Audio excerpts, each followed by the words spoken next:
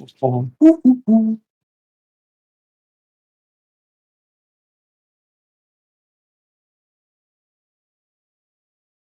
it's gonna be so messy.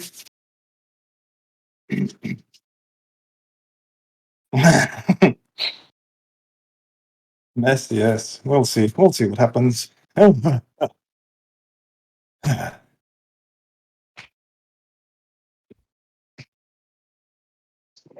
Teach me all of your stuff. No, never.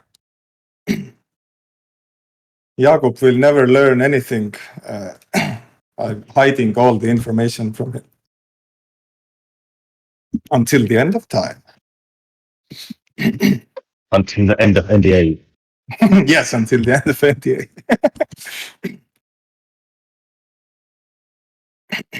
There is an ever-present NDA on narrative design. Like everyone who gets into game writing has to keep it a secret for an X amount of years.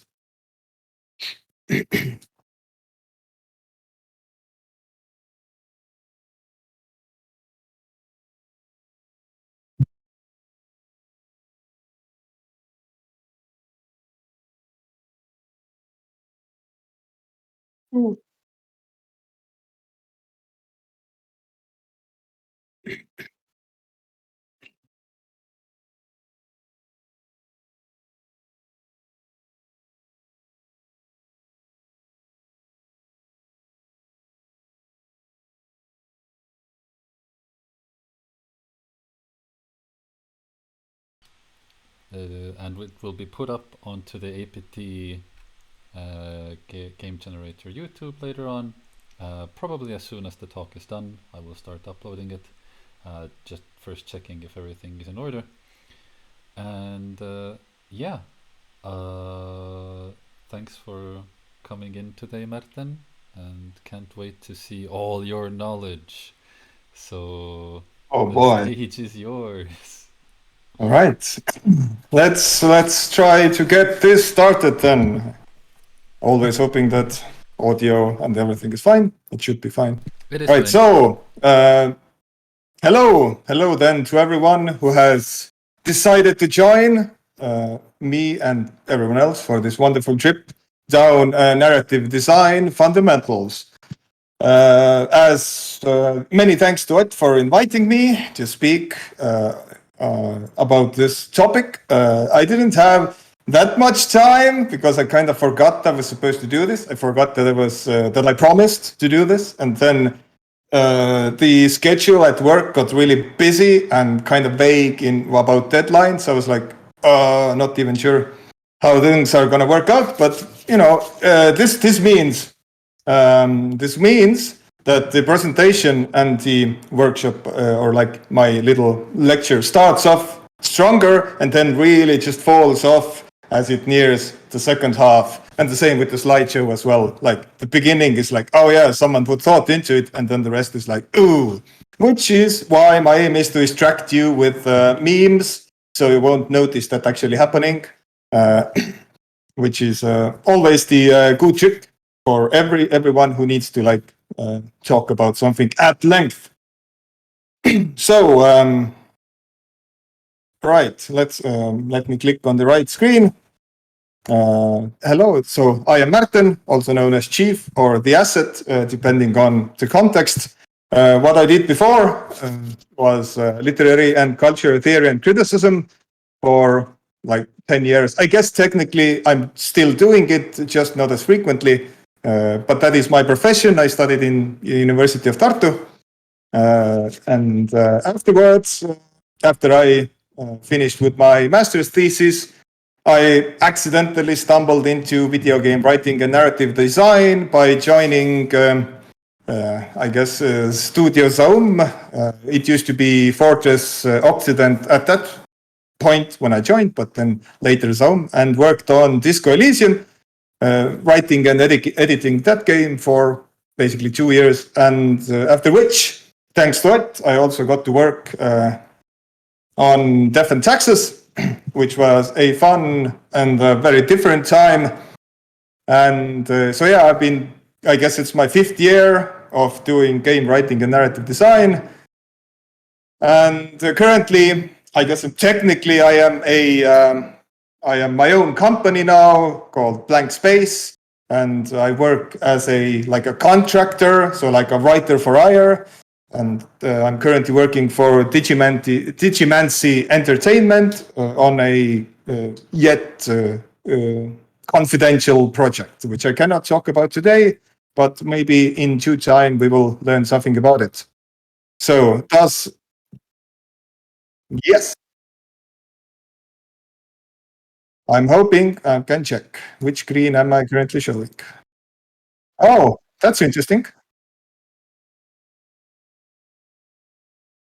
Yeah, I clicked through one slide, which is interesting that it's not updating this one. I wonder why this is. What? Interesting. Interesting.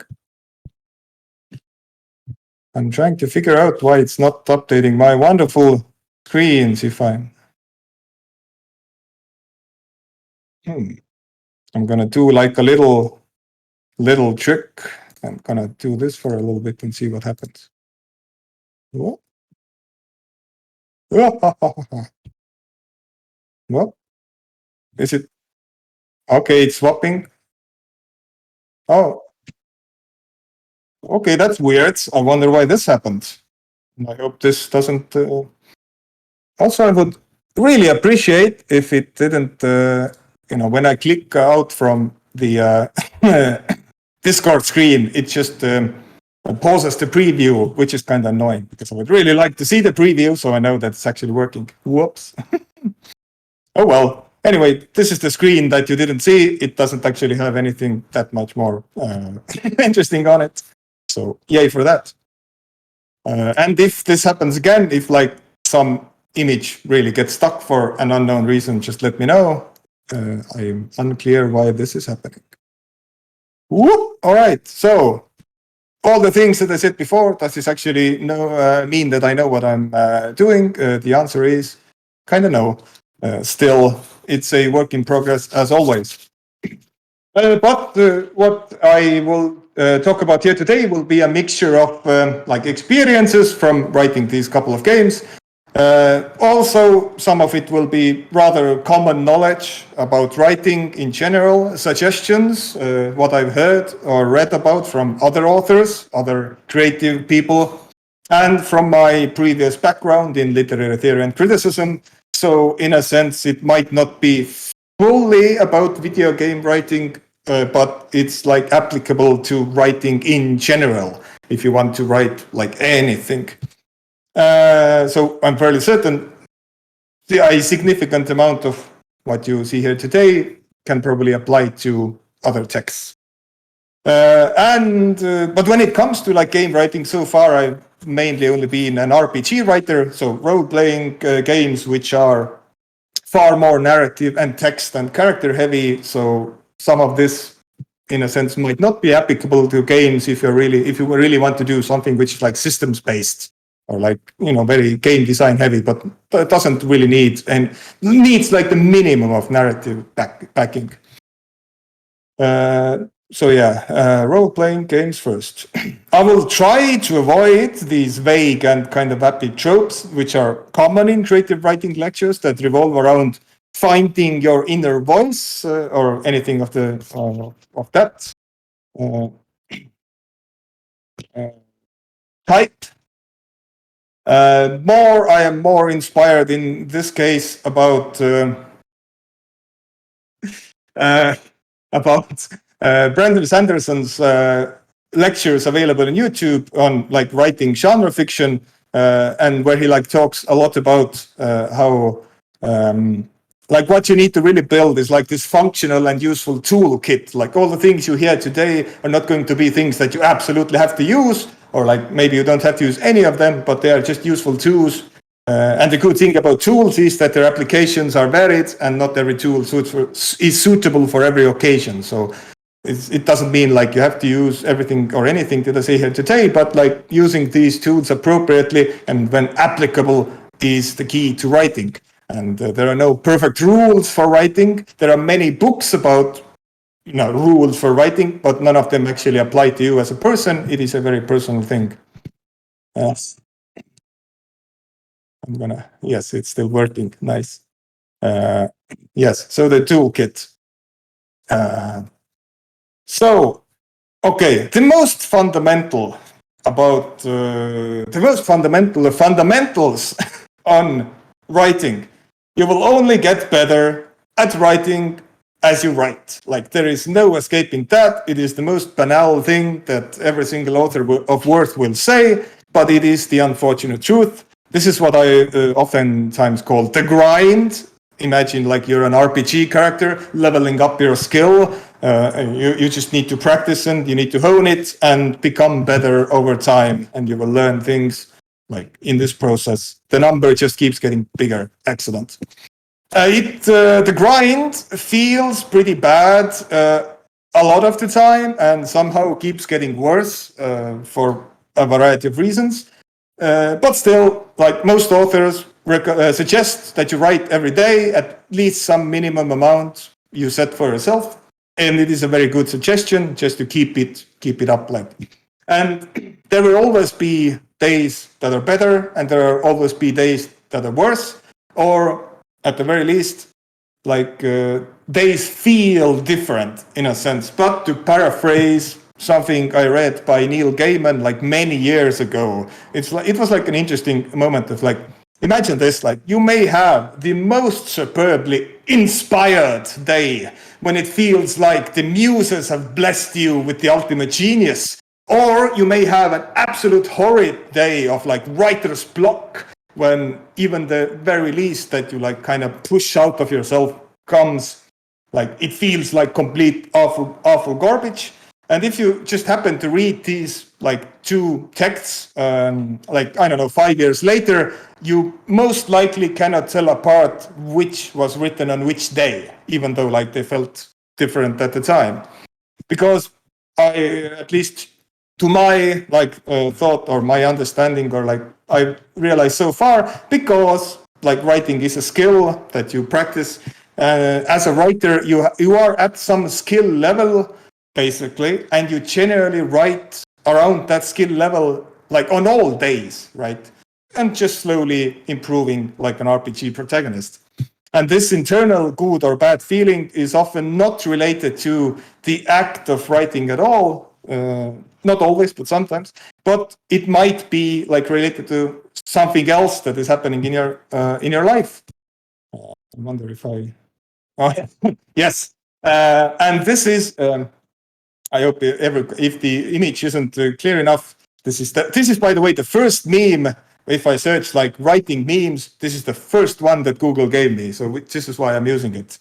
Writer's block. So this is my one aside about writer's block.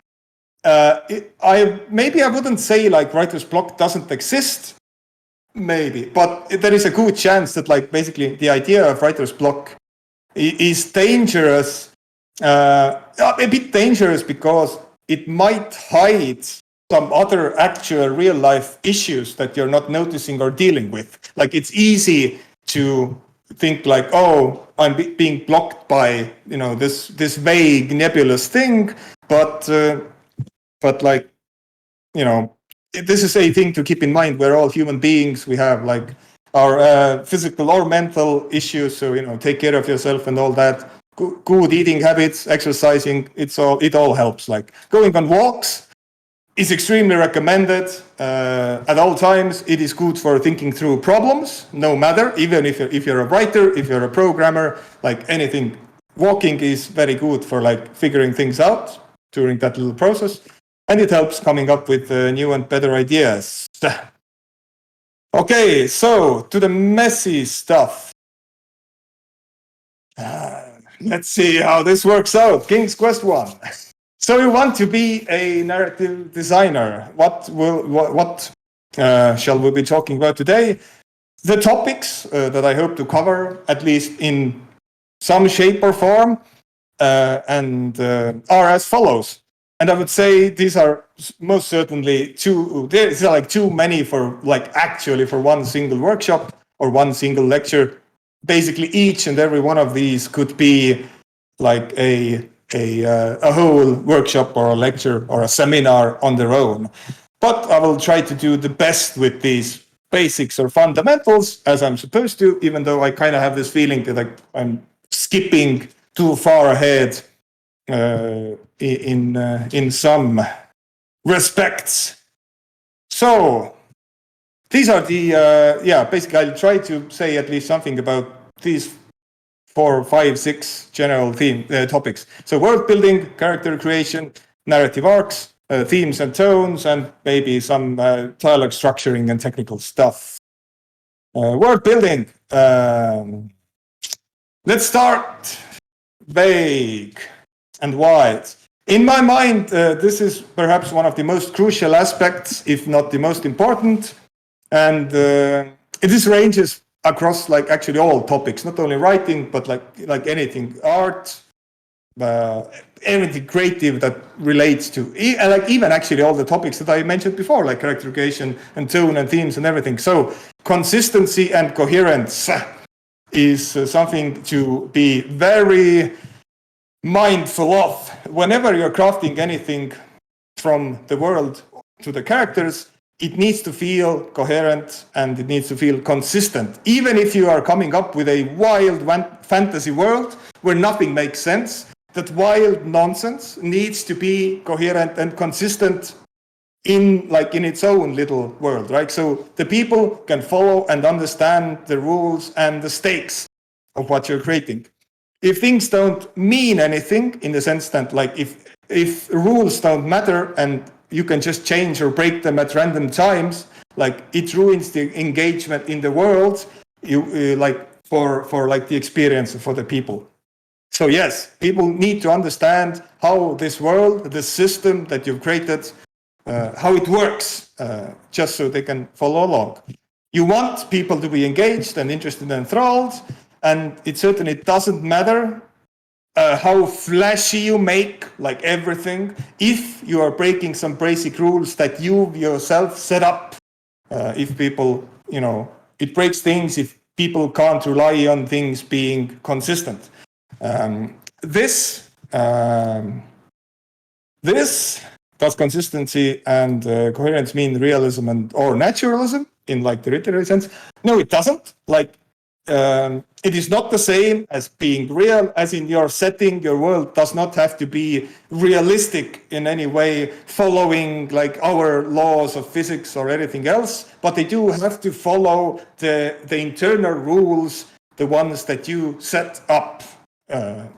And I guess like usually these are often noticeable in like movies especially, and certainly you can't always be perfect with these. Like mistakes happen, or like people just kind of don't notice a thing that kind of breaks your like own world building rules. But like in general, try to keep this in mind. It's good for like if you're setting as magic, especially like if you're doing like a fantasy thing with magic. Like magic is kind of it's a powerful thing. It's perhaps in some way too powerful, so it is quite useful to limit it by coming up with like a set of rules and just like keep to these rules. So people understand how it works, and again, you build stakes, you build like tension through this. Like if like I guess like superheroes are a good example of this. Like if superheroes are too powerful, like it doesn't matter if the fight scene is 30 minutes long, like there is no tension in it because the superhero is like this unbeatable god being. It's like who cares? And they can do like anything at any time, whatever. But I do get why like these little breaks sometimes happen. Writers do write themselves into a corner and suddenly they need something new and powerful that would allow this character to break free from that corner that you've accidentally written yourself into. And so the writer is like, oh no, I suddenly need to add something new or change how the world works. But it creates that one niggling question that I guess many people have had. Why hasn't this character done this new super useful thing before? And again, like common in badly written movies, like some character has some skill or talent that they only use once for one specific situation and then never again, even though that same skill would come in handy a lot.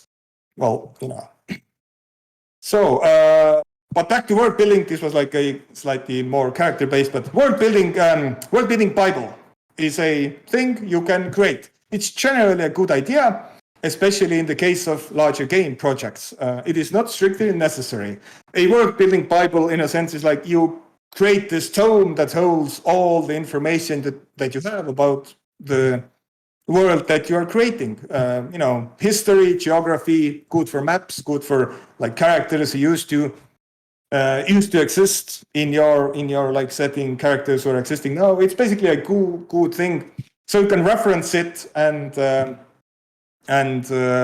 it's a guide, right? So you remember all the wild and cool stuff that you've come up with and how the world is set up. And it doesn't have to be complete, obviously, this Bible.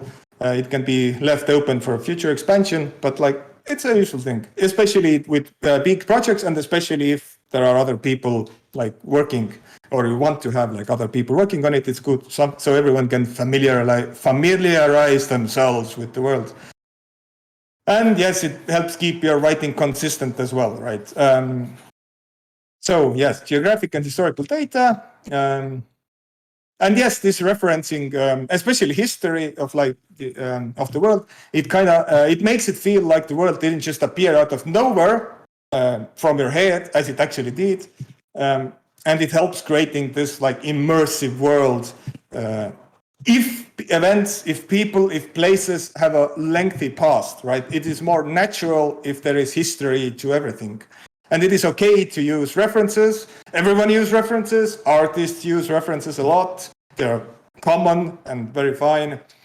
And like a very simple word building trick is to, like, for example, research real world events, people, places, perhaps by ceaselessly browsing through Wikipedia. And then you pick out some interesting event or people or place, and you modify this real world thing slightly in some manner or another, or maybe like more than slightly, and then you change its name to something that's very cool and appropriate to your world, and voila, a new exciting historical or like current event for you to use. It's history in the making.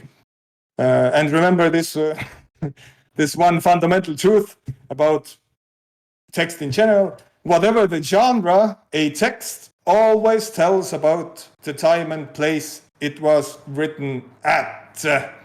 All writing, all fiction is about the current time and the current real world that surrounds us, even the most fanciful of fantasy or science fiction. So, like, we are all in the same world together, and we're all kind of always referencing things, and we can't escape it anyway. So, like, why even worry about it?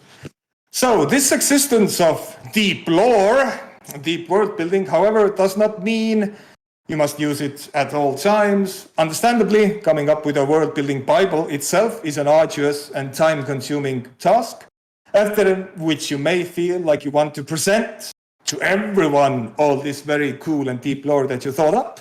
Unfortunately, as we might know, lore dumps are incredibly boring and tedious even at the best of times. It's like if you're playing the game and someone just starts telling you like the history of something that you really don't care about.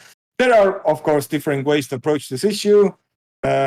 Sticking some lore-heavy history, in-game history book is a common thing for RPGs, or doing the Doom 2060 version, where you have some like separate little data screen that fills up with lore as you play the game, usually opened by those people who really want to read the lore for some reason, but you can ignore it. Like it doesn't matter, but it's just for some people.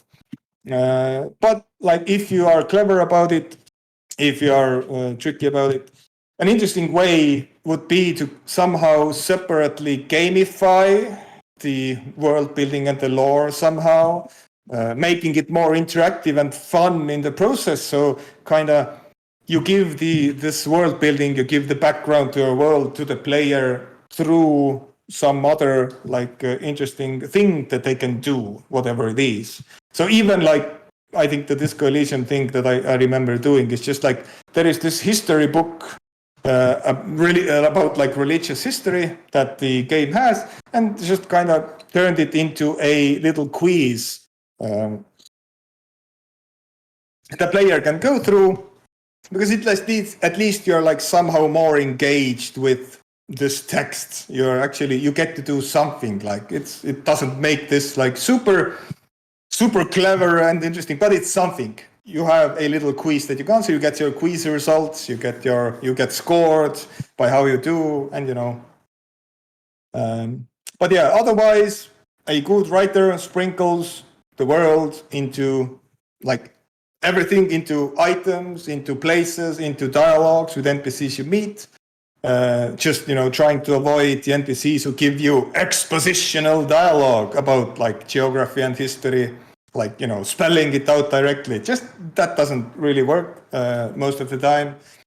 And we all know also from, I guess, many types of media, the expositional dialogue where two characters are talking to each other and they just say something like, "As you know, I am going to tell you some very obvious thing that we both already know, but I'm telling you this so the player or the viewer gets this important piece of information." So like they're talking about something that is extremely basic to their I don't know, role in the game or in the movie or in the book, even though like they both. Like there is no reason for them. That's like the worst moment is like when you really see through that, and that like, as you know, beginning is something like I would try to avoid that phrase when two NPCs are talking to each other, for example. That would be nice.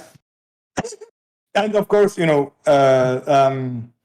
these types of like expositional dialogues are also unfun, and they create like a very serious dissonance if the protagonist is already a part of the same world. So like the protagonist should basically know these things. So someone telling the protagonist, the player character, things that the player character already knows in a very plot dumpy or lore dumpy way is like very, very annoying kind of, and unnatural in a sense. But yes, sprinkling details about the world to be referenced occasionally here and there is good writing. That's like what the world is there for. That's what the world building Bible is there for. But that's how it helps. Anyway, let's see. Naming. To me, I'm going to talk about names because I think names are extremely important for world building, and names need a lot of work. Names are extremely important. Remember, like Tolkien, even he was a linguist, and he worked a lot in creating a like lengthy systems of language and names so that they kind of make sense and they sound good. But there are rules to language, and there are new rules to creating names. So just like the existence of names in general, and for understanding good naming schemes, it is probably a very good idea to spend at least some time in linguistics researching this little thing. It's good to check out how words and names are combined in real life, in real languages all across the world, not only in the Western world, but like try to be as wide as possible, especially these days. Access is very easy. So there are rules and structures and logic to language. So if you manage to understand these, your names will improve significantly. And names are indeed like, bad naming can absolutely ruin an otherwise good setting. So names for characters, for one, obviously. Let's see, I think I had some notes on it. Oh, yes. So, okay. So names for characters. An easy trick, again, that I've used is to actually Google names from all over the world and all the cultures and just kind of mash them together. Try to keep, again, some consistency. Like if a real world name is used for like men or women, use them appropriately. Or keep an eye on how some languages order names. You know, some cultures, the surname comes first, like in writing. So try to keep these, especially if you're doing something that is like real Earth-based, like death and taxes, for example. Again, it technically is more akin to our world. So I try to keep like these names in order in that sense. But yeah, mashing and mixing of names does make everything feel less generic and more like global. And it's easier for you, the writer, than having to come up with a random jumble of letters. It's like separated by, God forbid, like apostrophes, like in some cheap and badly written fantasy novel. When coming up with names, I recommend repeating the word, the name, and the sound out loud if need be to yourself as many times as possible, and modify the word until it begins to feel more natural. And it's true, all new names kind of start unnatural at first, but the problematic names are those which continue sounding bad even if you said or heard them hundreds of times. Like if this happens, you should probably swap out this name. It's not going to work. Names for locations. There are some interesting tendencies I've noticed, just like in general.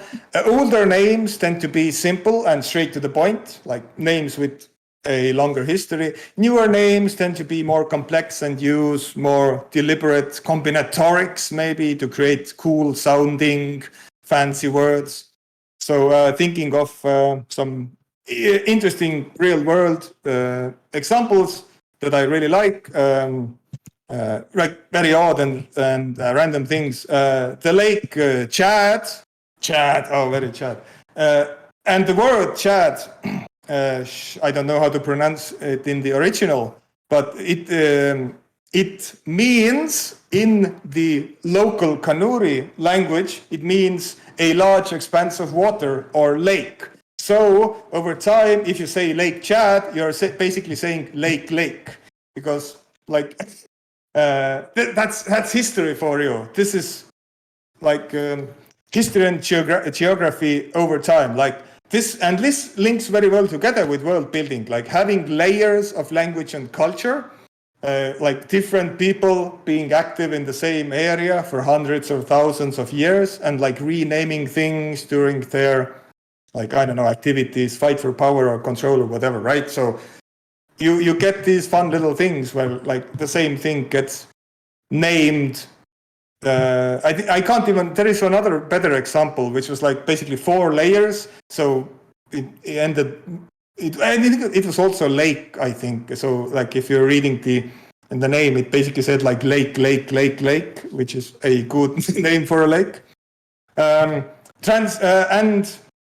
the other interesting thing is about like older names as well. You can sometimes even like tell interesting histories with these locations. It's like this is about the simplicity and getting straight to the point. Like these are compound names, like Transylvania, one of my favorite cool names. It is a compound of trans and silva. So trans for like across, or like, you know, other side in this context, and silva, which means forest or food. It's from Latin, right?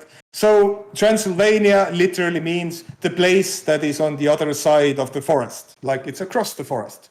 And the names Sylvester and Sylvia also come from this root. You know, Sylvester comes from Silvestris, meaning of a wood or of a forest. So Sylvester, the name means like, you know, man from the forest, right? Transnistria, again, is the same construction. It's just, you know, the place that is across the Dniester River, so across this specific river where it's located. And yeah, Sylvia is just, Silva is the word for forest as well. So again, yeah, like old names are kind of more centered, oftentimes centered about very like specific, concrete, simple things. So people just, you know to reference geography around them, right? And like later on, when things get more complex, you kind of can't do this like at all times, but it's just, it creates like a nice, it makes sense when you name things like in this manner.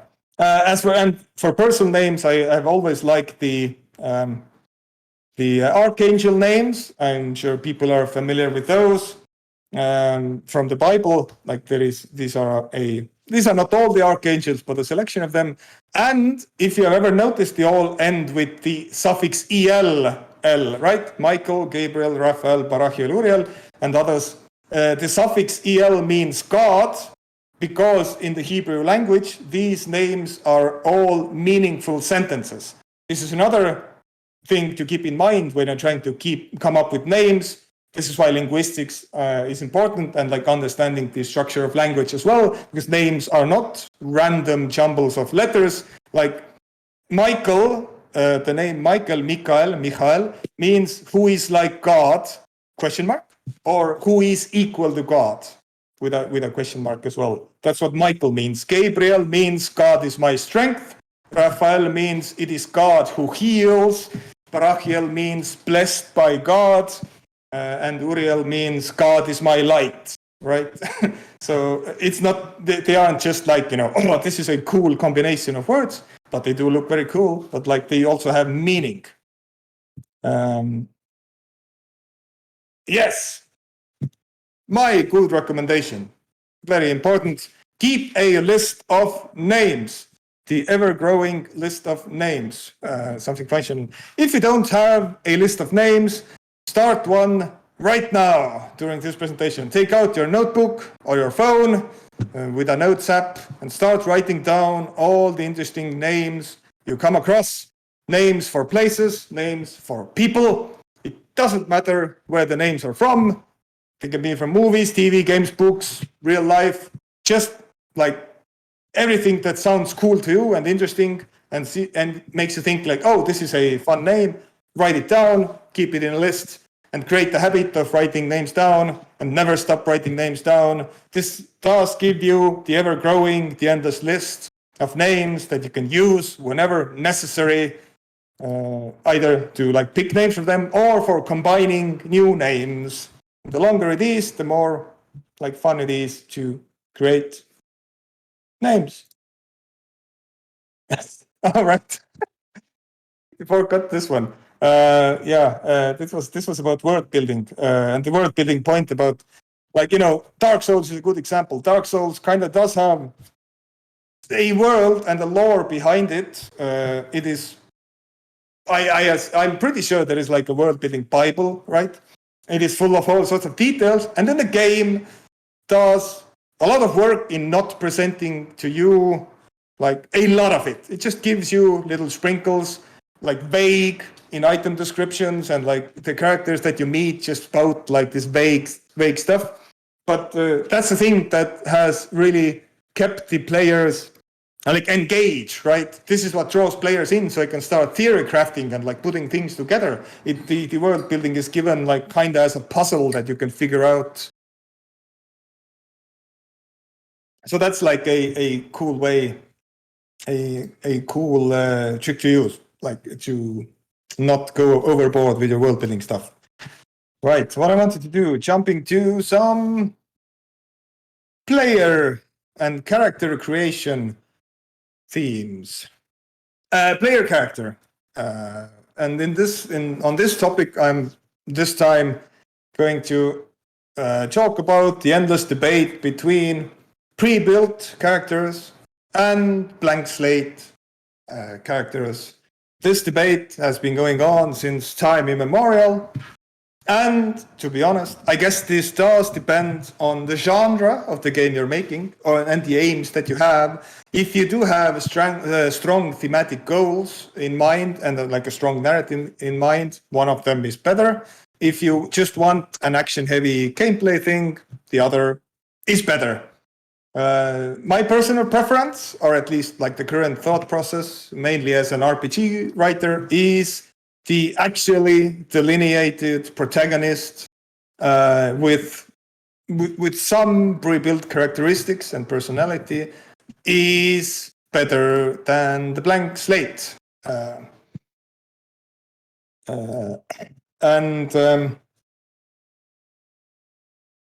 the blank slate in this case would be like, Bethesda RPG characters, right? You have a very like dynamic way of creating the visual look of your character, and you put some some points into like random skills, but in essence, like this character does not have an actual personality or an actual character. It's more about like you embodying this avatar, or at least like that's kind of what they're trying to do. It doesn't personally work for me. Maybe it works for other people, but not for me. I never relate to this avatar that I'm playing. I'm never immersed in this just because I can tweak every pointless little thing about their look or their skills, right? But like a section of the games industry does kind of talk about how this is somehow like the custom designed blank avatar is better for relatability and how it's like for immersive, but it seems false to me. It kind of like the blank slate is kind of like a weird doll who just kind of runs around. And like in the case of Bethesda as well, like the problem kind of is when it comes to actually having a character or a personality is like you cannot actually do much in game other than running around and hitting and shooting things. So like the dialogue options are very sparse and minimalistic. So you don't have like you are not technically playing a role because there is a very limited amount of roles you can be, right? A limited amount of personality traits, and you don't have a deep or a multi-layered like personality. Like you cannot do other things most times. You know, you run around, hit things, shoot things, and that. So to my mind, like the blank slate has often been like difficult to relate to because they do lack a sense of personhood, of being a person, even though like in this case it becomes the player's task to build one. It might be possible that you can project yourself or your personality or some image or some vision into this avatar, but like again it becomes ever more difficult if there is little inside the game to accentuate this little thing. And like most games cannot give a wide enough range of options and choices to make it seem real. This is more of a production issue, obviously. Like games cannot ever be like this realistic. You are always limited by what you can do, what the game designers and the writers can provide you to do. So like if you're starting with a blank slate, you need much more effort to create like or construct or project a character or a personality into this avatar than if you start with like something else. So yeah, to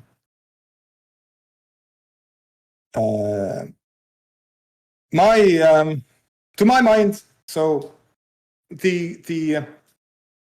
very optimal solution would be the lead character, which is a combination of the two, I guess, actually, in a sense.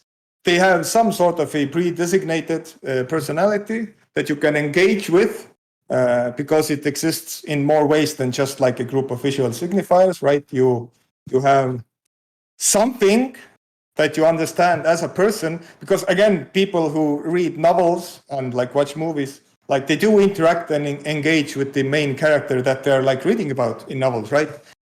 Even like it doesn't matter if it's like first person and third person, but kind of like if you're reading a book, it has a main character with a personality, you are engaged with something. It's not completely blank, right?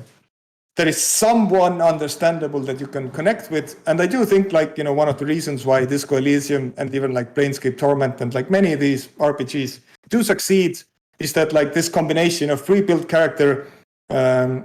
It has like this on one side, and then it's influenced by the personality building choices that the player can make through their gameplay. So like in the case of Disco Elysium, Harry has a past in which some things are set, and then you have a whole lot of things that are left to the player to decide, and you can construct a variation of a personality. It's kind of like having your cake and eating it too. But this is enormous amounts of work. It is difficult and time-consuming to write and edit and make work and structure. So I get it. Bethesda-style writing is quick and takes much less effort. All right. Yeah, this is my like little comment on those lower thumbs that I mentioned in world building. Like, as we all know, one of these well-known little tricks or tropes for solving world building problems. It is unfortunately rather played out by now, but it is the player character amnesia thing, like in Planescape Torment or in Disco Elysium. Like, it is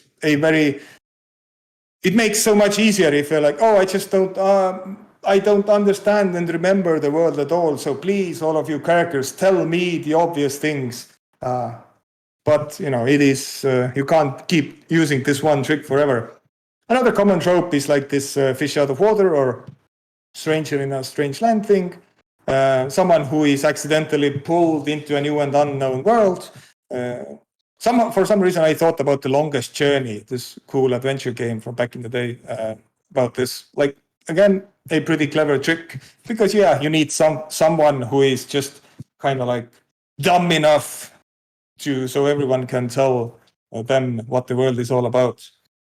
But if you can come up with a new, unique, and clever version of these tropes in 2021, I applaud you. That's very excellent. I'm sure there are ways to make this work.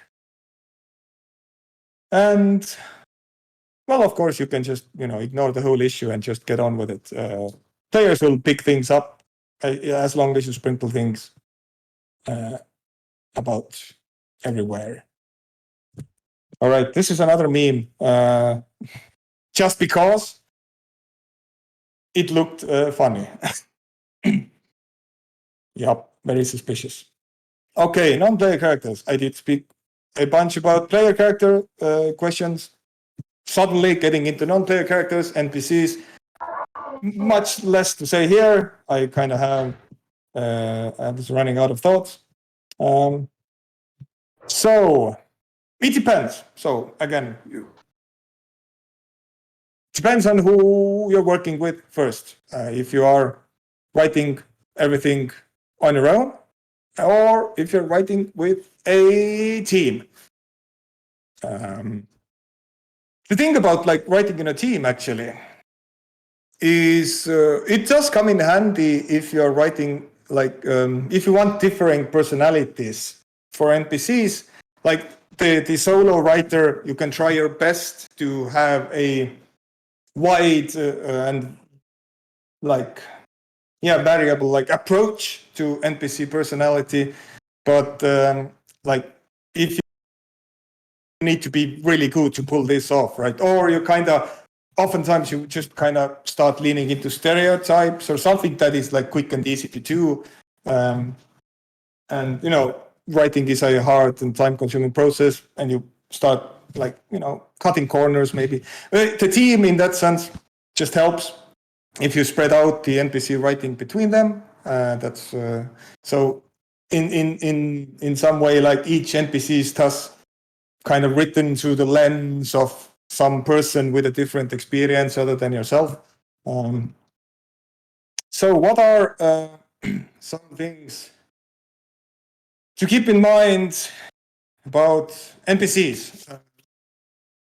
Obvious basic things. Their personality, their traits.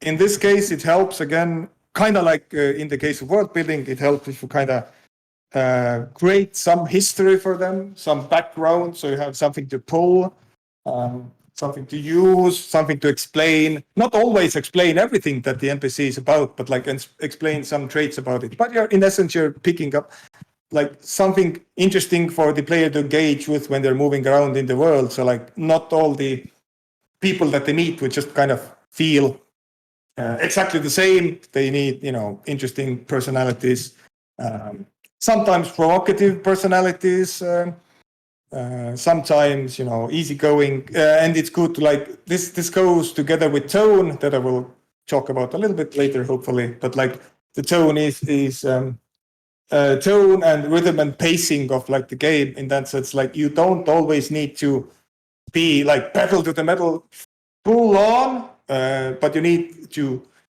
give kind of like change the tone like a little bit, right? Some NPCs can be very intense, some can be like kind of easygoing, so you're not always working in the same exact like level of tonality. That's like a general good suggestion. It comes to play in like narrative arcs and other things as well. So what does the NPC oftentimes have to do? In truth, like they need to give you main plot or main quest related information if they are related to the main quest in some manner. If not, if they're a side character with side plot and side quest stuff, like keep them focused on that. They can still be like little explainers of the world and even the little side quest stuff.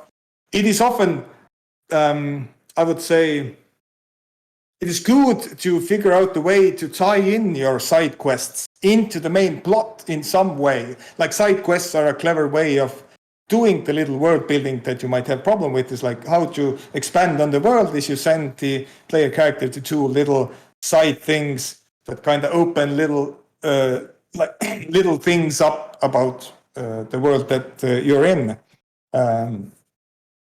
So the disconnects, like, it's fine, you can have a disconnect between the main quest and the main plot and like the side plots and side quests, but if you can integrate them somehow, it kind of maybe this like little web kind of holds the things together much better.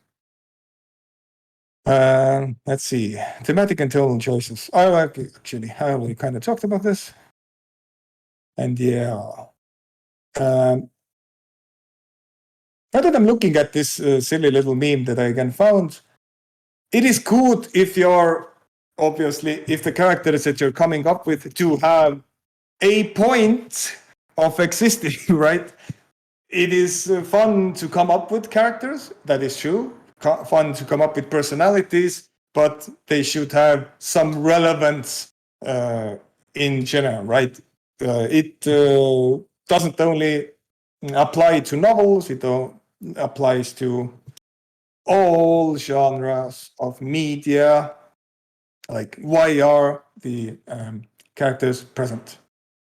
Anyway, very little about NPCs because I didn't have much time about it. So, narrative arc. So, yes, there's a structure of variation. It is, yeah, I guess I kind of actually mentioned this.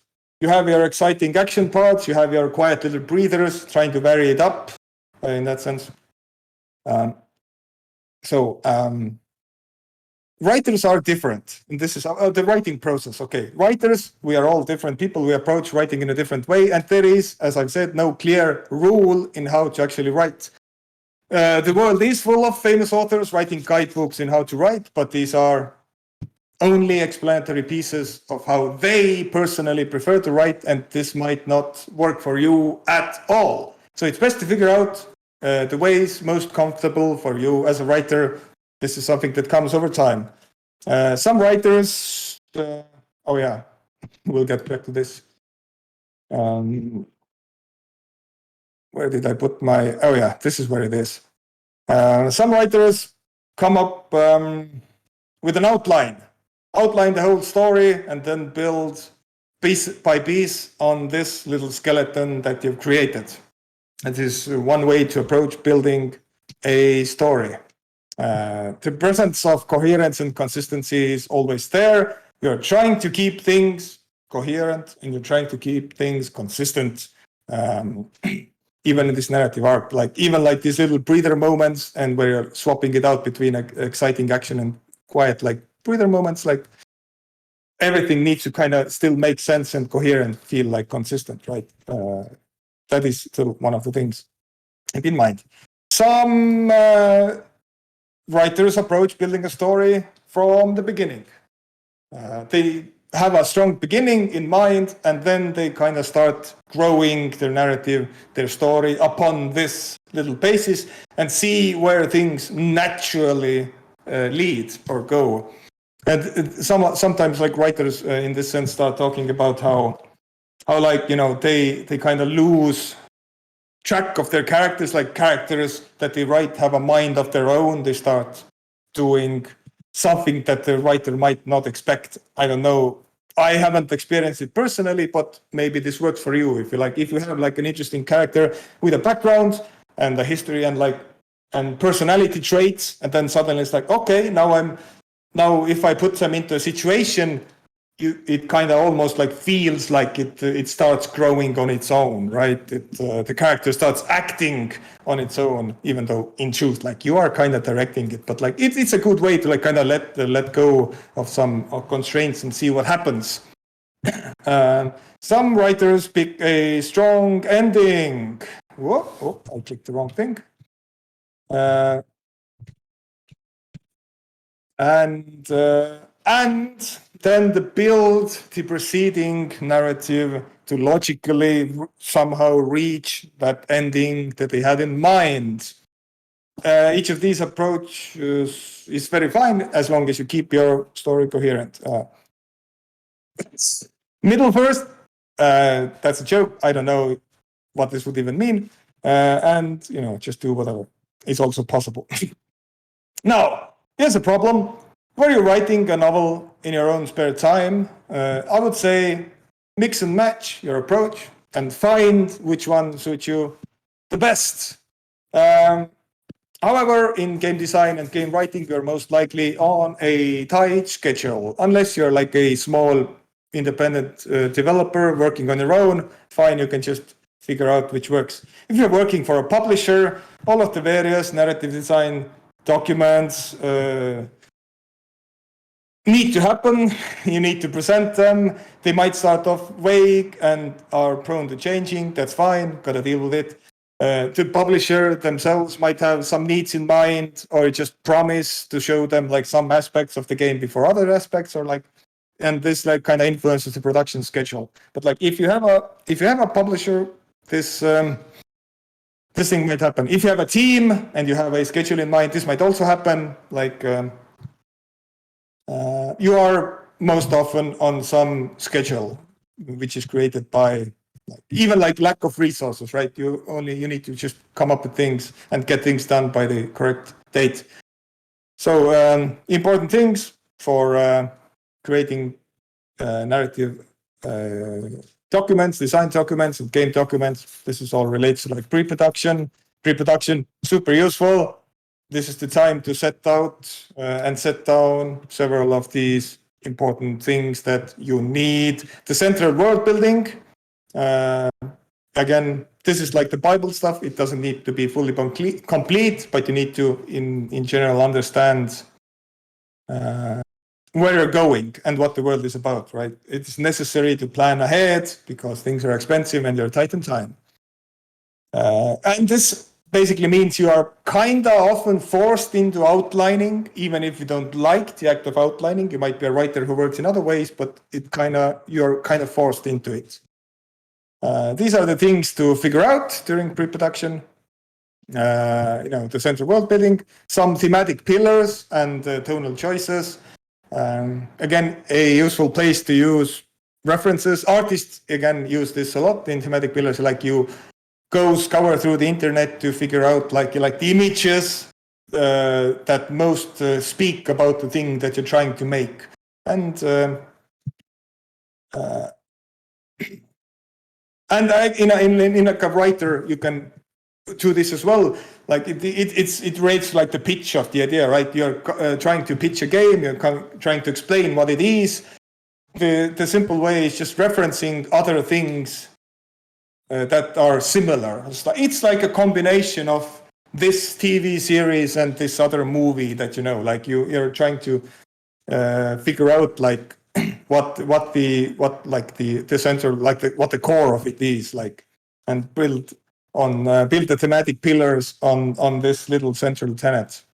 And also like the tonal choices are related to this. Like, is it more serious, more funny, like more grim, more like lighthearted? Pre-production and narrative design documents, the place where you set down your major story beats, the place where you can figure out some of your minor story elements, like, side quests and the sizes of side quests and like the many levels that they have, how big they are, how many steps do side quests have, just like general planning, right? Major and minor factions, if applicable in your game, if you have these things, you can flesh them out like a little bit. Think about their history, think about the important NPCs, if again applicable, that are related to these factions, or in general, like related to the world. The fun stuff. It actually, to be quite honest, this part I've kind of realized is much less fun than it sounds like. If you're on a schedule as well, and if production needs to move on, because it kind of sometimes feels like you're not actually writing the game, right? Because you're doing like the documentation, you're doing the paperwork for yourself and to others. The team needs to know, maybe new writers need to know all of this data, so you need to do all this endless design documentation. And oh boy, if you do spend weeks or even months doing all of this, it does sometimes feel like, but I'm not actually making the game. I haven't done a single line of dialogue yet.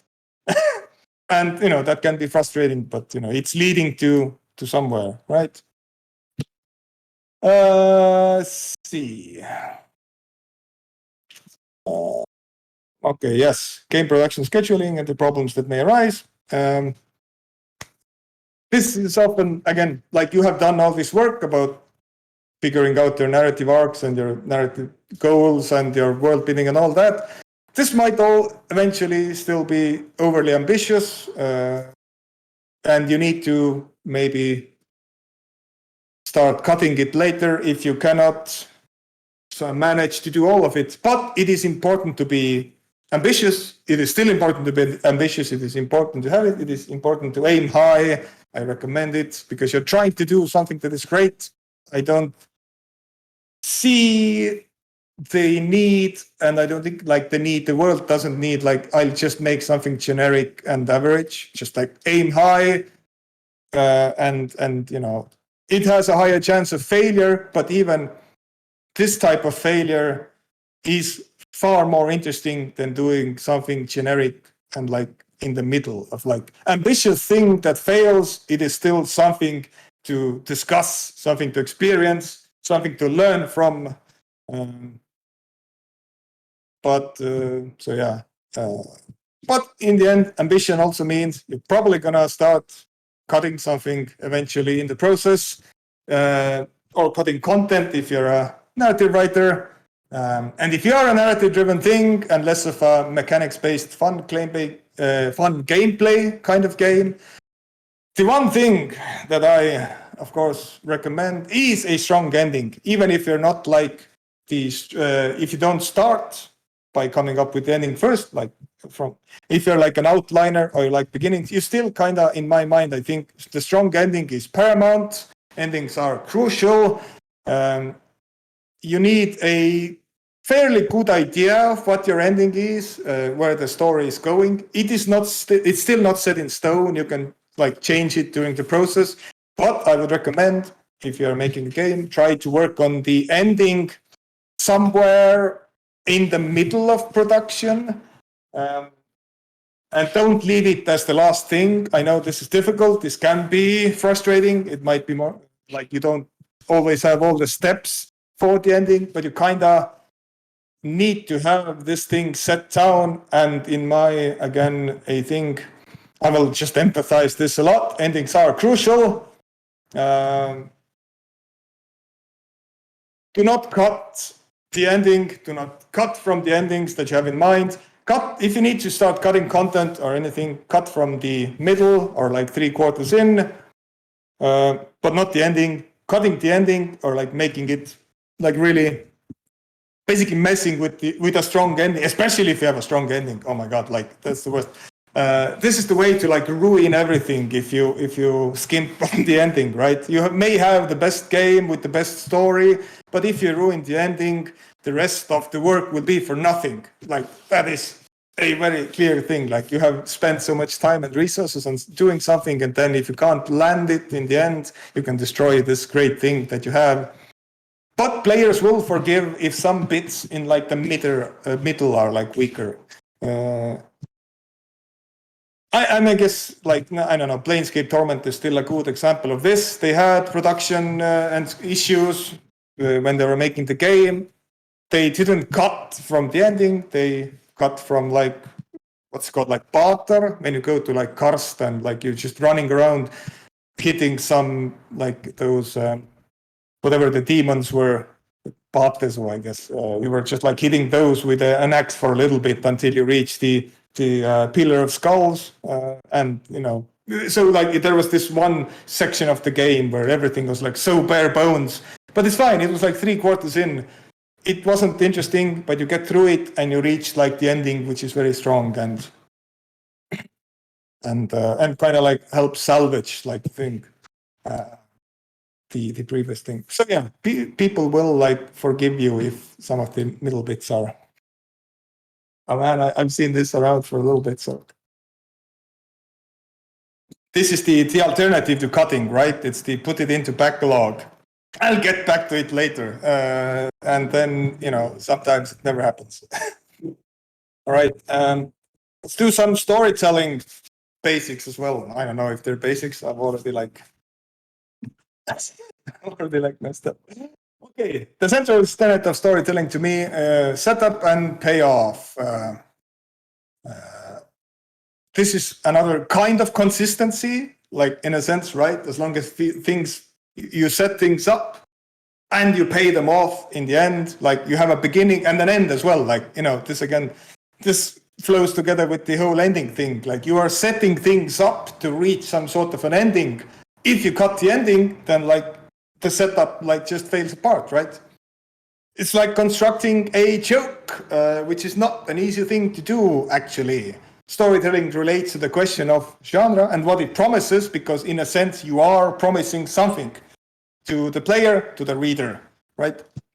So the narrative is setting situations up and then you try to pay them off in a satisfying manner.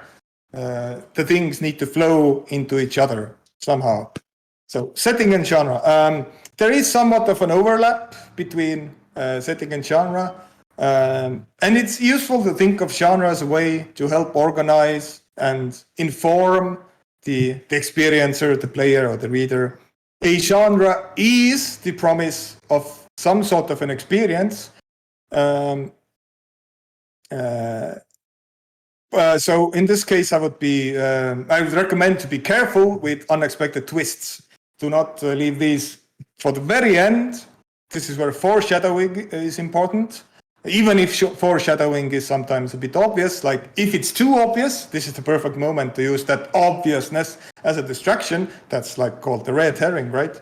But like the twist thing can kind of hurt you.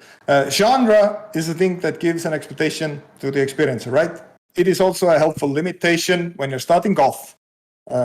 You can learn the tropes and the formal structures of writing and different genres. And again, you don't have to always and absolutely adhere to the rules of a genre, especially because the rules and the structure of a genre are made up afterwards by literary critics such as myself and are never thus like applicable in totality. But the genre still helps guide the reader or the player.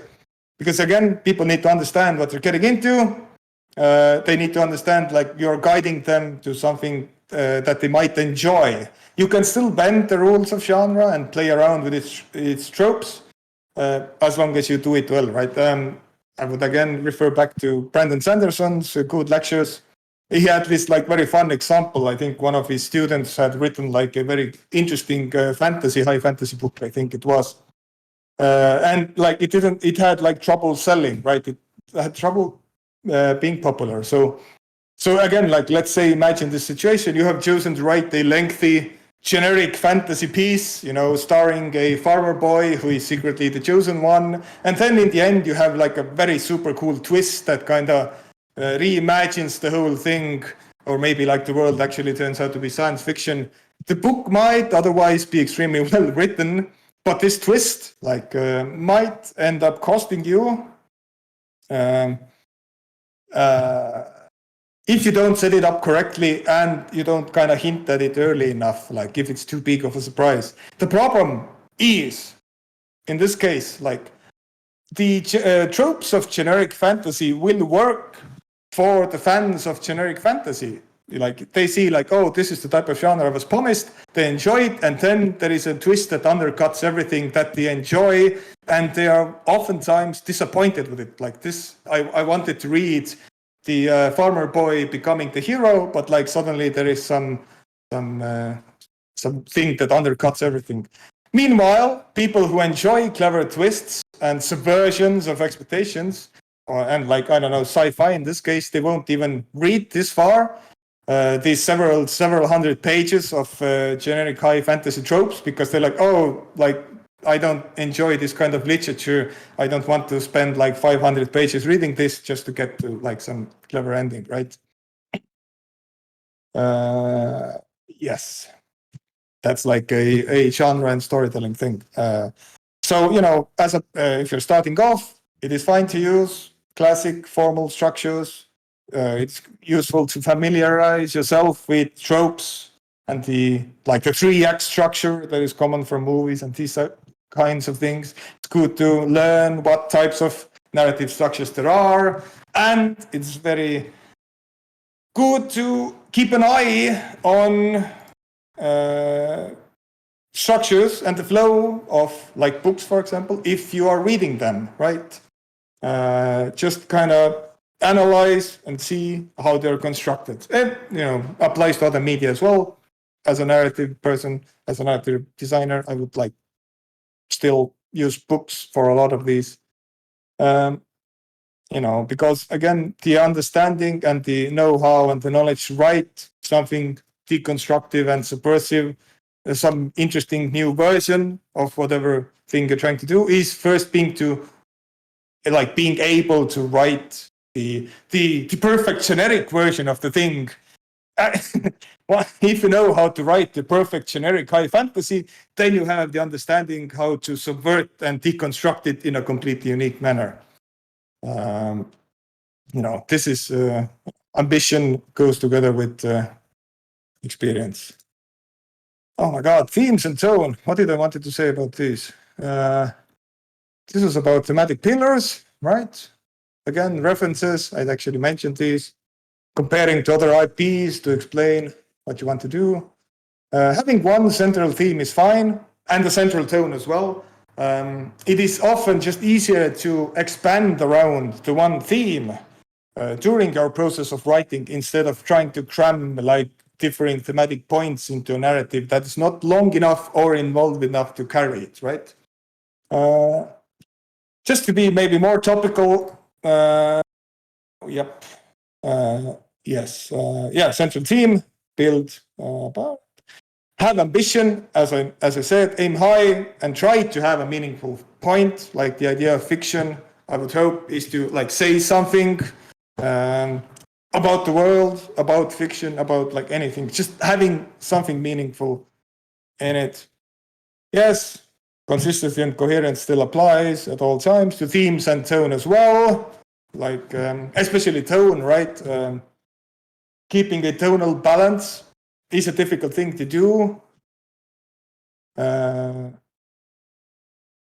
again, it like maybe if you're beginning, it is a better idea to, like if you're starting off, better idea to keep it simple and straightforward as well. Practice until you get like one tone down. You can still like experiment with switching between like two different tones if you're like comfortable playing around with it. Just don't be, I would say, like too jarring with switching between tones. Like, do not undercut tense or dramatic moments with like jokes out of nowhere, like Marvel movies do. That is very boring. You know, make sure your like tonal choices are appropriate. Right, binaries for themes are cheap and easy, but they are quite boring. That's a thematic comment. This is my I guess topical comment. Aim higher than revenge plots. I understand why games use revenge plots a lot.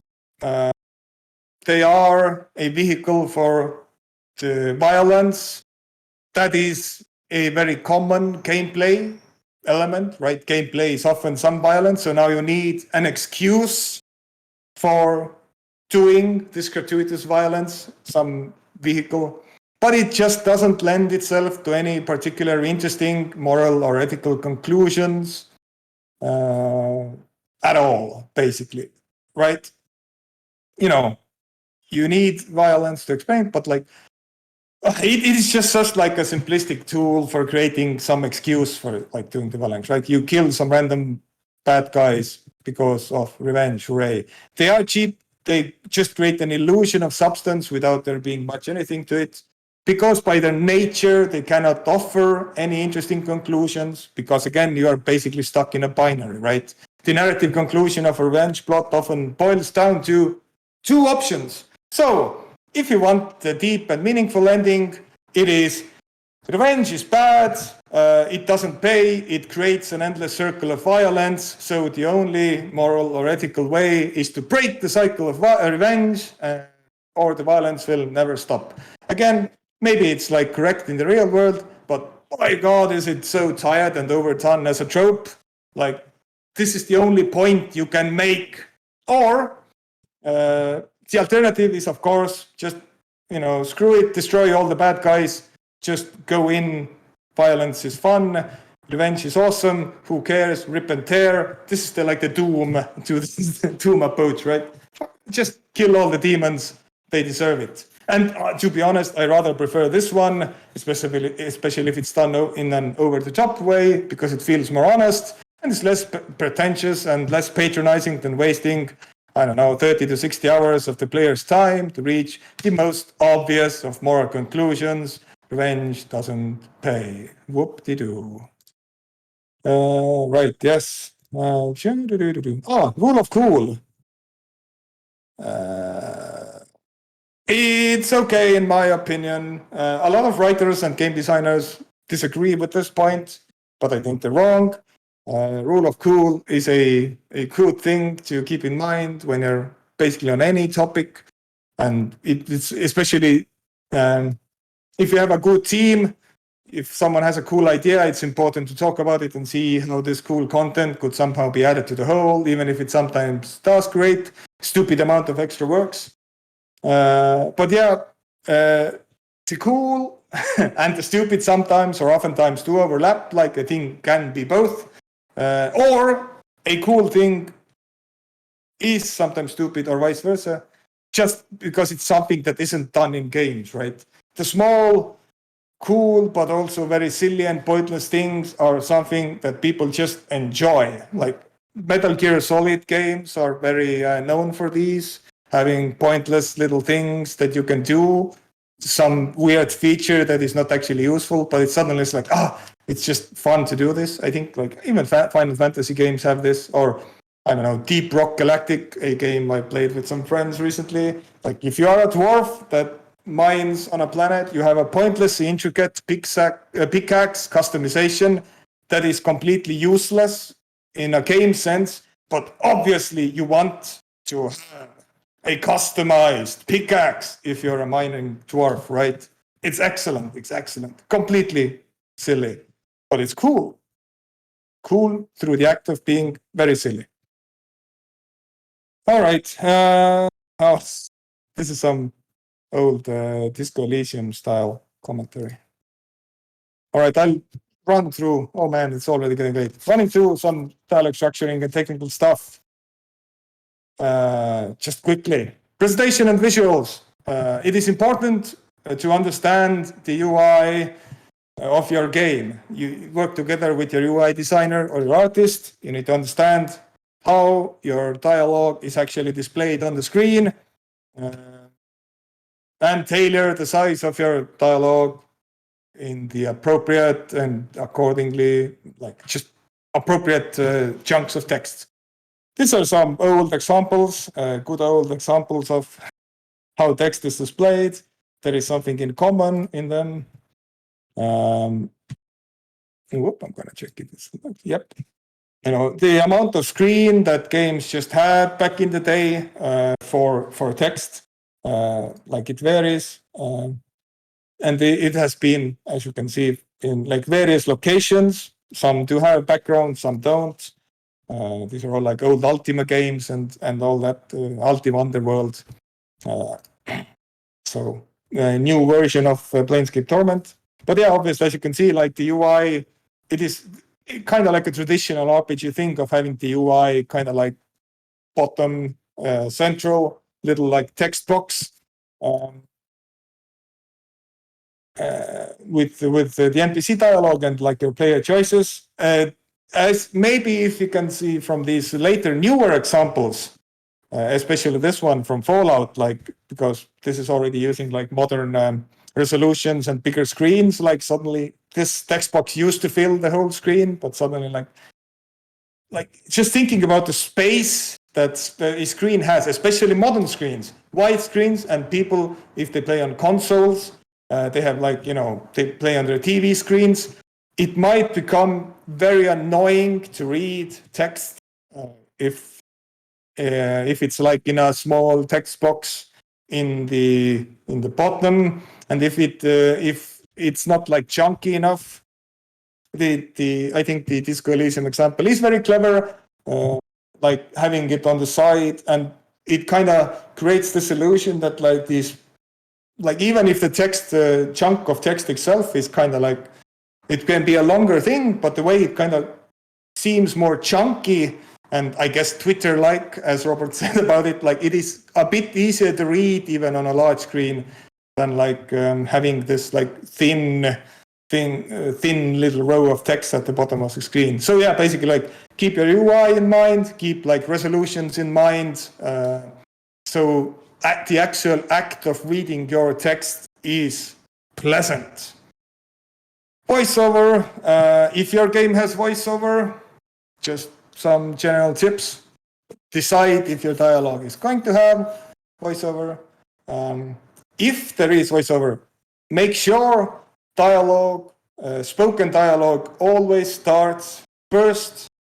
If you have any descriptive passages, if you have like decided to use, like there are interjections between spoken dialogue, like some descriptions, like the character is doing something or other between spoken text, like always start with the spoken text so that there is not a disconnect between what the player is hearing and what the player is reading. It's very important.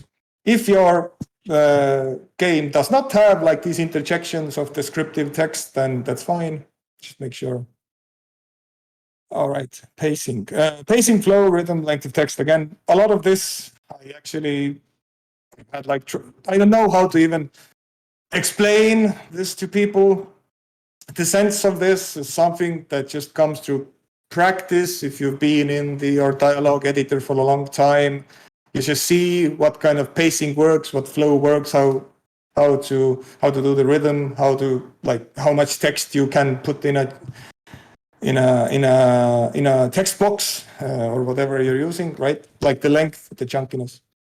But like, you get this sense by, of course, writing stuff and then comparing what you've written in your like whatever text editor and compare it to how it looks in game. Like if you're actually seeing it in the UI, this can often be extremely jarring and unpleasant. You suddenly like everything looked so cool when it was spread out in my awesome tech tree of like text, and then in game it's like, oh no, the pacing is wrong, the rhythm is wrong, like the sentences don't work together at all.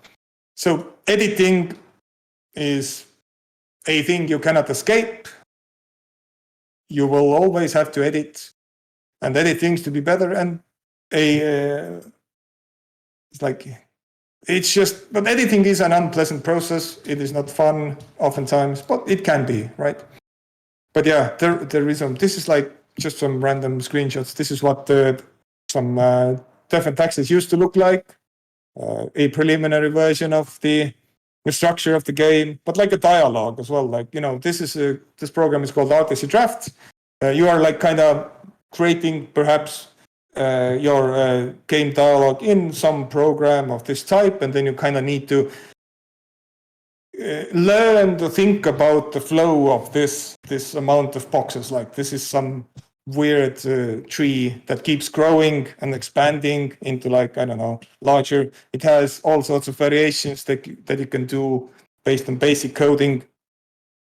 So this is something you hopefully can learn to keep in your head. Like how this is kind of like a map, right? A map of a dialogue. If you have a good visual mind, it makes working on game writing easier in these types of dialogue writing programs. There are like very different versions of these that look vaguely the same or vaguely different. But yeah, and yeah, this is like the thing. You most of the time as a writer, you're seeing like this type of a structure, and then you put it in the game, and you see it in the UI, and it's like, oh no, it's all wrong, it's all bad. Like it can feel like really gross. Right, player choices and cosmetic options. I'm just gonna skip some of these because I'm getting tired, and I assume a lot of you are getting tired as well. But yeah, it's just like some technical stuff. This should really just need like a whole separate thing of its own. Oh my god, it gave you all the clues. Yeah, I'm sure this doesn't really apply. I didn't give you all the clues. I gave you some of the clues on how to write. I just finish up with some recommendations again in general. I recommend for writers, you need to read a lot, read widely, all manner of fiction and non-fiction. Do not limit yourself to the genre that you yourself want to write. That is a useful thing. It is surprisingly useful to read structuralist and post-structuralist theory for all your rhizomatic narrative tree needs. Like as a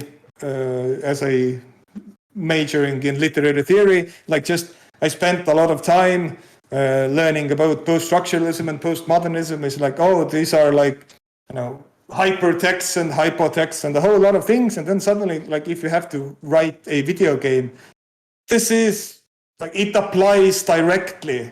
I have spent years learning on like analyzing these types of structures, and suddenly it's like, oh, this is what it is. You can just apply it, and it's always fun as well. Fun analysis. I haven't, by the way, actually ever read any game or narrative design books up to this point. So I can't really recommend any of those. However, I would recommend any lectures and books on writing novels, and especially writing like screenplays and theater. Because like, especially for RPGs, they are still mostly about writing dialogue, like cool, interesting, fun dialogue. So, you know, theater and screenplays are basically this, right? Robert McKee's Story is just a classic book on basically movie screenplay, screenplay writing, still recommended. And for general, more in-depth and detailed comments about writing, a very wonderful thing I do recommend is the Start With This podcast by Joseph Fink and Jeffrey Craner. They are the creators of Welcome to Night Vale, which is a very fun like narrative podcast. And this little Start With This just goes step by step through a lot of central, like basic fundamental things about writing, all sorts of things, far better than my presentation. And of course, Brandon Sanderson's lectures on writing, they are on YouTube. It is, as I said, like a fun set of like tools for you to use. And he speaks in a fun way as well. So yay.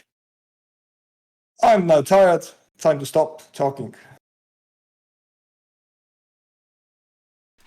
Very cool. Right. Thank you very much. Oh God, wait. Oh no. Very cool. Thank you very much. Are there any questions from the audience by any chance? Well, there is actually one by the Irv. Since I see Irv here, would you like to do it live.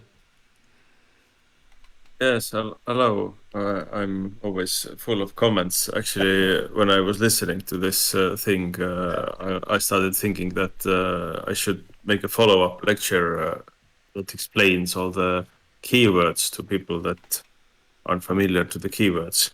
Let's talk Yes. about that, please, because like we have one more workshop to go that we would need to do next month. So if you would be up for it, and if people would want to hear about it, then absolutely. And we have also the library workshop to do, so we need to talk anyway. Yes. It's another topic. Okay. Basically, my question was you said there would be there's a need for internal rules when you write that you don't need, you must not break. Can you bring out some examples of these internal consistencies that are broken in games, for example, or some game that lacks absolutely this internal consistency rule set? Let's see. Can I remember anything? Well, most of the basic things that come to mind are again like book-based. Can I remember any games that does something like this in like I guess in like a jarring manner? Because like in a sense, like, you know, maybe like old adventure games do it as a joke, right? And in this way, that's like a good example of how you can break these rules. Like some cases, like, you know, these Sam and Max and Monkey Island games and lots of these, they kind of do sometimes very silly things, and they break their own rules just because it's funny, right? And their own like in-world consistency. But can I think of something that some game that really has done it in a? Nah. I think I'm having trouble with any games now. The thing where it came to mind again, it's another thing that Brandon Sanderson talks about. What I was inspired in this comment, in this idea, especially from his lectures, and he like talks about having rules for your magic system if you're making a novel or like a world or a setting which uses magic, right? So, you know, so to avoid the magic being random, it is for him, like, he recommends making a set of rules so people can understand how it works, and this is a way to build like tension. So like these limitations are a pathway to creativity, right?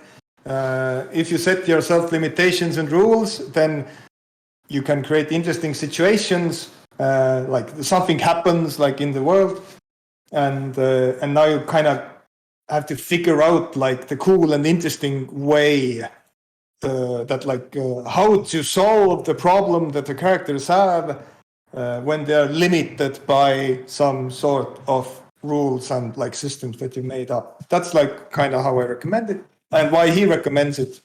But yeah, I'm like, I don't think I can come up with any games right now because I really didn't think about it when it comes to games that break it. Thank you. It was difficult because I was wondering if you had any. No. I I have more like movie and I see it more often in like movies and books, especially movies actually, right? Just as a comment of what I was intending to like have a follow-up lecture on, is that I have a long history of tabletop role-playing. I see that at least for computer game writings, there are several shortcuts that a game master can take that can make it's likely similar to what you have in narrative design or this literature analysis and culture theory. But in a way, I think role-playing theory is also rather interesting, and there are some developments that I could share, and that things that I think we should like use daily or create for ourselves. Yep. Anyway, Sounds great. I'll shut up now. No, No, this is an excellent topic. I'm really interested in hearing about that as well. And yeah, it's like the rule thing is like, if you can get away with it, if you're like clever about it, then it's like people don't notice it. It is still fine as long as it's not like egregiously in your face that like, oh no, suddenly it's happening, which is like, it ruins the consistency of the world. So like as long as it's not very obvious, as long as you do it like down low and kind of sneak it in, then it's fine. Because yeah, obviously all sorts of fiction has like, this is what people often, when they're nitpicky about plot holes and stuff, like this is oftentimes relates to these kinds of issues. And like even the best of like movies and books, like you can find these things that actually are pretty huge problems if you start thinking about it. But like if they're just kind of, if you like sneak them in very cleverly, then it's fine. Like as long as it's not too jarring, right? I think what was it? Oh yeah, it's the pitch meeting guy from YouTube who does the pitch meeting jokey things for the Screen Rant channel. Like he basically has the whole setup kind of revolves around these things, right? And those videos had some really funny examples about, it's like, oh, if you like really think about it, this little thing, like even in an excellent movie, suddenly like, oh right, this does ruin everything, but it's fine. Like it was just done in a clever enough way that you didn't pay attention. And that then you have succeeded if you manage to do that. I wanted to add that first, yes, of course, someone else should ask also the questions, and Märten's voice definitely is a resource. So conserve it. I can hear it. You're losing it, man. Oh yeah, I am. Yeah, this always happens if you have to give a talk that's like over an hour long. Surra has 2 questions. I didn't have to make it this long. I just had to say. Like... Yeah, well, I mean, it can go on as long as you want. Surra has a question about tools. Have you tried something else before Artisy? And if yes, should others avoid those? I have not, unfortunately. Got straight into Artisy Draft. I have only used this. I know there is ink. People like ink. Some people like ink, some don't. There are some proprietary ones. Like, I don't know, haven't had the chance to use the Obsidian writing tool, unfortunately. But it looks very similar to Artisy. But no, I haven't like tried any of them. Because, I would just quickly interject that if you are a beginning writer and you don't really want to, make an entire game project to see if you can do some narrative design or like narrative structuring, then there is a tool, a free to use tool that's called Twine. It's spelled Twine, and then if you're getting better and better, then eventually you will probably arrive at a place where you are going to either choose between ink or Artisy. But yeah. Yep. And yes, I wanted to also, like, I have not used Twine myself, but from everything that I know about it, like for a beginner, this is a very good tool just for constructing and experimenting with structures and all that. Yeah. Another question by Surra is, another book suggestion, maybe something that you would recommend to definitely read about narration or story crafting in general then. Or if I have anything. God. Can I come up with something else? Let me think. Wait, I also recommend, someone asked me about this. Why didn't I look this up? I'm very silly. I'm going to check my messages for a bit. There's no rush. I'm sure people are waiting for more recommendations. So it's well worth it. Yeah, well, see, I was talking about the Robert McKee's story. Yeah, someone just asked me about this like directly, like a couple of months ago, and I wrote a whole bunch of things. This is about the lectures. All right. One of the weird things that I actually recommended in this case, it's not even a book, it's an article. It is by Gerard Jeanette, also available in Estonian, in I think Metis magazine Metis. It's called The Vraisemblance et Motivation, in English, Verisimilitude and Motivation. I used it in thesis, and it's like a very interesting structuralist approach to like creating a narrative. And this is like a good example of like if you're thinking about an ending, some ending results, and how if you try to, like, your aim is to build up to some ending. That's like in a sense that's the gist of the article. Is like, basically like the character motivations in some texts, especially in games, like the motivations for, like, for example, NPCs for what they're doing is sometimes kind of determined by the end result that, like, you are trying to achieve, right? So like so the article talks a lot about how verisimilitude, so like trying to create the impression of truth, of like truthiness, right? Of reality, because, like, obviously fiction isn't truth, fiction isn't reality, it is always some sort of a constructed narrative. But like I really did like that article. I would at least recommend that. It's just like an interesting, and probably for a lot of people, a different thing to write. So Gerard Jeanette, verisimilitude and motivation, just as a fun. And yes, it has an Estonian translation. In a literary magazine called Metis, and it came out in, let's see, what number was this? I'm trying to volume 6, I guess. Hey, volume 8, 2011, the Metis number. Volume 6, number 8, yeah. Maybe by Googling, like, the essay or the article itself might also be available in English, like online, possibly. But yeah.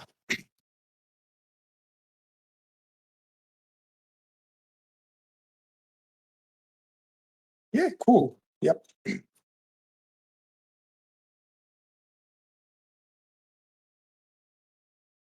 Any more questions? You can just ask it live. You don't have to type it out if you wish. Of course, if Märten, if you're in a hurry, then we don't have to keep you. No, I'm not in a hurry. I'm suddenly, now that Jakob pointed out, I am suddenly feeling like I'm slowly losing the voice, which is pretty funny. It wasn't as obvious before. It's the shouting. Yeah, that might be. Yep, it's getting into the presentation mode.